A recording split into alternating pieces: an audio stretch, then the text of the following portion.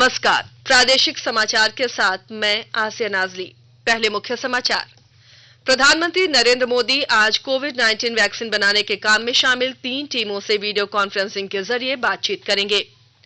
राज्य में पिछले 24 घंटे में कोरोना के 209 संक्रमित मिले। सक्रिय मामलों की संख्या हुई 2162। मुख्यमंत्री ने केंद्र से एनसीसी निदेशालय झारखंड में खोलने की मांग की। वायुसेना कैडेट के प्रशिक्षण केंद्र खोलने में मदद का दिया आश्वासन। और गुरु नानक जयंती और कार्तिक पूर्णिमा आज मनाई जा रही है। राष्ट्रपति, प्रधानमंत्री, राज्यपाल और मुख्यमंत्री ने दी बधाई। अब समाचार विस्तार से। कोविड-19 महामारी के खिलाफ देश एकजुट होकर लड़ रहा है। आप भी हमारे साथ सुरक्षा और बचाव के 3 आसान एहतियाती उपायों का संकल्प लें। मास्क पहनें, 2 गज की दूरी है जरूरी, सुरक्षित दूरी बनाए रखें, हाथ और मुंह साफ रखें। प्रधानमंत्री नरेंद्र मोदी आज कोविड-19 वैक्सीन बनाने के काम में शामिल तीनों टीमों से वीडियो कॉन्फ्रेंसिंग के जरिए बातचीत करेंगे। प्रधानमंत्री कार्यालय से एक ट्वीट में कहा गया है कि जिनोवा बायोफार्मा, बायोलॉजिकल ई और डॉक्टर रेड्डी वैक्सीन टीमों के प्रतिनिधि श्री मोदी के साथ बातचीत में शामिल होंगे। देश में कोविड से स्वस्थ होने की दर 93.68% हो गई है। पिछले 24 घंटों में 42,298 रोगी संक्रमण से मुक्त हुए हैं। इसके साथ ही स्वस्थ लोगों की संख्या 88,02,267 हो गई है। पिछले 24 घंटे में 41,810 लोग संक्रमित हुए। इसके साथ ही संक्रमित लोगों की संख्या 93,92,920 हो गई है। स्वास्थ्य मंत्रालय के अधिकारी ने बताया कि पिछले 24 घंटों के दौरान 496 लोगों की मृत्यु के बाद मृतकों की कुल संख्या 1,36,696 हो गई है। इस समय 4,53,956 मरीजों का इलाज चल रहा है। उधर देश में प्रति 10 लाख आबादी पर कोविड जांच की संख्या 1 लाख के आंकड़े को पार कर गई है। भारतीय आयुर्विज्ञान अनुसंधान परिषद के अनुसार अभी तक 13 करोड़ 82 लाख से अधिक जांच की जा चुकी है। झारखंड में कोरोना का खतरा अब भी बना हुआ है। कम जोखिम वाले राज्यों की सूची से झारखंड अब भी बाहर है। केंद्रीय स्वास्थ्य मंत्रालय ने कल देश के सर्वोच्च 20 उन राज्यों की सूची जारी की थी जहां कोरोना के एक्टिव केसों की संख्या 2% और उससे अधिक है। इधर झारखंड में पिछले 24 घंटे में कोरोना के 209 नए संक्रमित मिले हैं। अब तक राज्य में कुल संक्रमितों की संख्या 1,08,577 हो गई है। राज्य में अब 2,162 सक्रिय मामले हैं। प्रदेश के लिए राहत की बात यह है कि पिछले 3 दिनों में संक्रमण की रफ्तार कम हुई है। कल राज्य भर में 32,584 सैंपलों की जांच की गई। मरीजों के स्वस्थ होने की दर 97.13% हो गई है, जो राष्ट्रीय औसत से ज्यादा है। वहीं मृत्यु दर 1% से भी कम हो गई है। ये राज्य के लिए सकारात्मक खबर है। मुख्यमंत्री हेमंत सोरेन ने भुइया जाति की 9 उपजातियों को अनुसूचित जाति की श्रेणी में शामिल करने के लिए डॉक्टर रामदयाल मुंडा जनजातीय कल्याण शोध संस्थान TRI के प्रतिवेदन को स्वीकृति दे दी है। ये उपजातियां क्षत्रिय, पाइक, खंडित पाइक, कोटवार, प्रधान, माझी, देहरी क्षत्रिय, खंडित भुइया और गड़ाही गहरी शामिल हैं।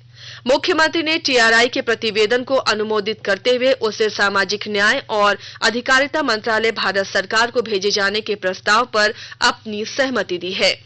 TRI रांची की ओर से शोध प्रतिवेदन में उल्लेख किया गया है कि क्षेत्रीय सर्वेक्षण के क्रम में क्षत्रिय पाइक, खंडित पाइक, कोटवार, प्रधान, माझी, देहरी क्षत्रिय, खंडित भुइया और गड़ाही गहरी की मूल जाति भुइया है। इनका गोत्र कच्छप, कदम, महुकल, नाग, मयूर है। ये उपजातियां दक्षिणी छोटानागपुर के रांची, खूंटी, गुमला, सिमडेगा, पूर्वी सिंहभूम, पश्चिमी सिंहभूम तथा सरायकेला खरसावां क्षेत्र में पाई जाती हैं। भारत आज शंघाई सहयोग संगठन SCO के शासनाध्यक्षों की परिषद की 19वीं बैठक की मेजबानी करेगा। उपराष्ट्रपति M वेंकैया नायडू इस वर्चुअल बैठक की अध्यक्षता करेंगे। विदेश मंत्रालय के वक्तव्य में कहा गया है कि यह बैठक भारत की अध्यक्षता में पहली बार आयोजित की जा रही है। भारत को 2017 में संगठन की पूर्ण सदस्यता मिली थी। यह शिखर सम्मेलन प्रतिवर्ष प्रधानमंत्रियों के स्तर पर आयोजित किया जाता है। शंघाई सहयोग संगठन में व्यापार और आर्थिक एजेंडे पर प्रमुख रूप से ध्यान केंद्रित किया जाता है। भारत ने पिछले वर्ष 2 नवंबर को उज्बेकिस्तान से संगठन की अध्यक्षता ग्रहण की थी। भारत का अध्यक्ष के रूप में 1 वर्ष का कार्यकाल आज पूरा हो रहा है। आकाशवाणी के ताजा तरीन समाचारों के लिए आप हमारी वेबसाइट newsonair.com पर लॉग इन कर सकते हैं। ताजा समाचार Twitter handle @AIR news alerts और Facebook page all India radio news पर भी उपलब्ध है। आप प्रादेशिक समाचार एकांश के ट्विटर हैंडल @AIR_News_ और Facebook page AIR news Ranchi के अलावा YouTube channel regional news unit Ranchi पर भी हमारे बुलेटिन सुन सकते हैं। प्रादेशिक समाचार आप आकाशवाणी रांची से सुन रहे हैं और अब पेश है कोरोना से बचाव के कुछ संदेश।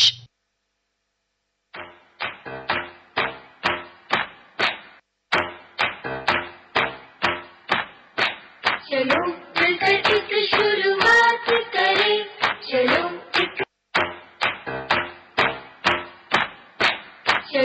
मिलकर एक शुरुआत करें, चलो एक फैसला आज करें। मास्क नहीं तो टोकेंगे, कोरोना को रोकेंगे। चलो एक इरादा करते हैं, चलो कुछ वादा करते हैं। मास्क नहीं तो टोकेंगे, कोरोना को रोकेंगे। भारत सरकार द्वारा जनहित में जारी। कोविड-19 से बचाव और सुरक्षित रहने के 3 उपाय। मास्क लगाएं, 2 गज दूरी है जरूरी, सुरक्षित दूरी रखें, हाथ और मुंह साफ रखें। प्रादेशिक समाचार में आपका एक बार फिर स्वागत है। मुख्यमंत्री हेमंत सोरेन ने एनसीसी का डायरेक्टरेट कार्यालय झारखंड में भी खोलने की मांग की है। उन्होंने कहा है कि झारखंड में इसकी स्थापना होगी तो इससे एनसीसी को बड़ा बल मिलेगा और झारखंड के छात्रों को काफी सुविधा होगी। मुख्यमंत्री एनसीसी रांची द्वारा आयोजित संविधान दिवस के समापन समारोह में बोल रहे थे। उन्होंने कहा कि एनसीसी के वायुसेना के कैडेट का प्रशिक्षण केंद्र खोलने में राज्य सरकार एनसीसी को पूरी मदद करेगी। मुख्यमंत्री ने कहा कि एनसीसी के नौसेना विंग के प्रशिक्षण की प्रक्रिया प्रारंभ करने के लिए झारखंड में भी व्यवस्थाएं मौजूद हैं, बहुत आसानी से प्रशिक्षण दिया जा सकता है। उन्होंने कहा कि राज्य का फ्लाइंग एकेडमी वायुसेना के क्षेत्र में जाने की इच्छा रखने वाले बच्चों के लिए महत्वपूर्ण भूमिका अदा कर सकता है। इसके लिए कार्य योजना बनाने की जरूरत है। श्री सोरेन ने कहा कि एनसीसी ने देश के संविधान के साथ कदम से कदम मिलाकर लोकतांत्रिक व्यवस्था के ढांचे को संरक्षित रखने में अहम भूमिका निभाई है। यह हमारे लोकतंत्र और सामान्य नागरिक के लिए गौरव की बात है। उन्होंने कहा कि झारखंड में रांची और हजारीबाग में एनसीसी बटालियन का कार्यालय है। करीब 32,000 नौजवान इससे जुड़े हुए हैं।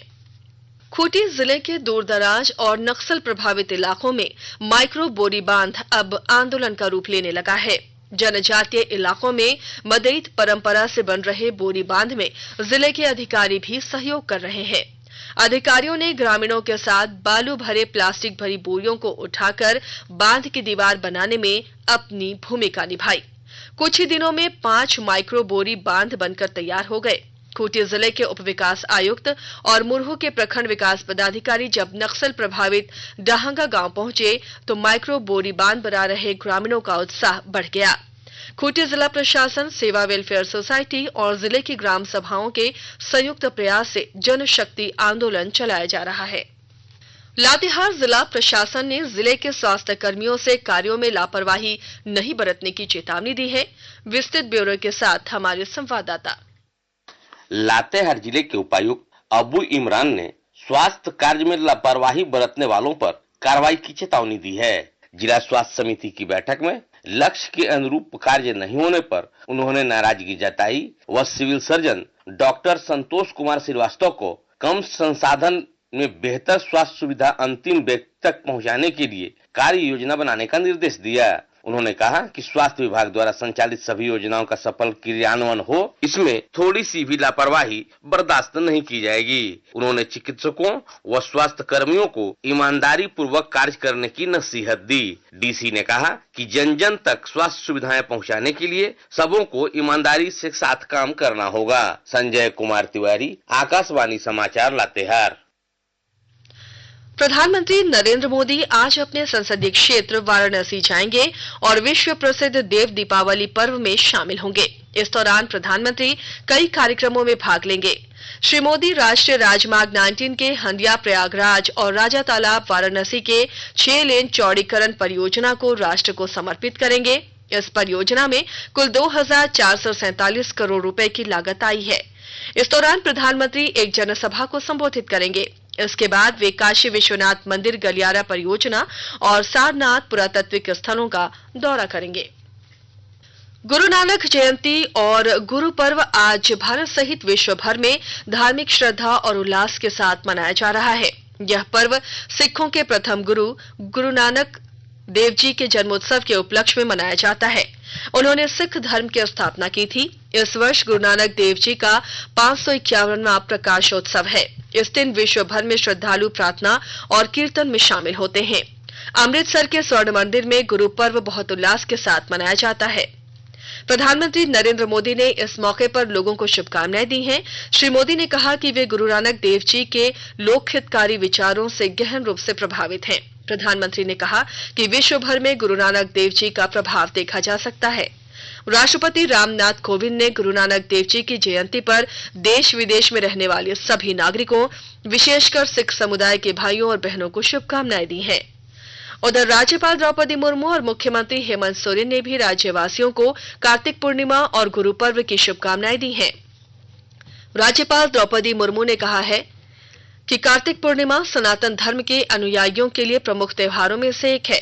मुख्यमंत्री ने कहा है कि कार्तिक पूर्णिमा को हिंदू, जैन और सिख समुदाय के लोग अपनी परंपरा के अनुसार सदियों से मनाते आ रहे हैं और मानवता, शिवता के साथ सह अस्तित्व का संदेश देते हैं।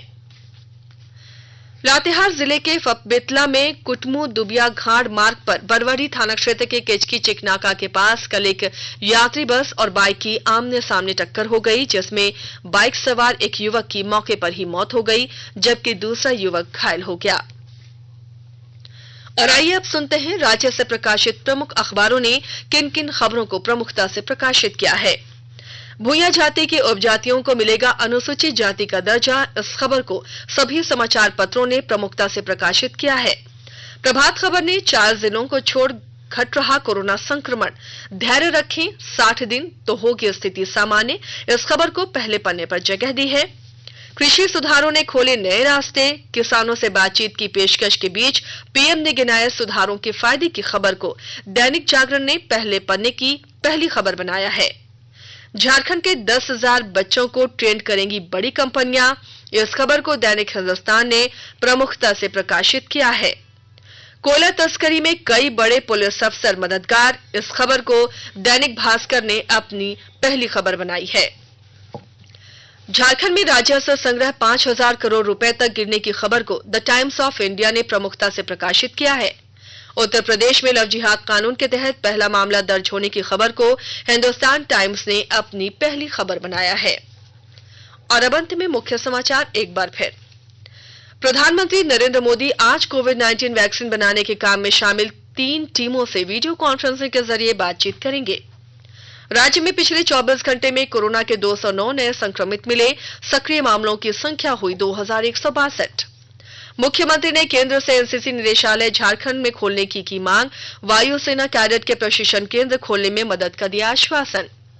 और गुरु नानक जयंती और कार्तिक पूर्णिमा आज राष्ट्रपति, प्रधानमंत्री, राज्यपाल और मुख्यमंत्री ने दी बधाई। इसके साथ ही आकाशवाणी रांची से प्रादेशिक समाचार का ये बुलेटिन समाप्त हुआ। घर में रहिए, सुरक्षित रहिए और सुनते रहिए आकाशवाणी।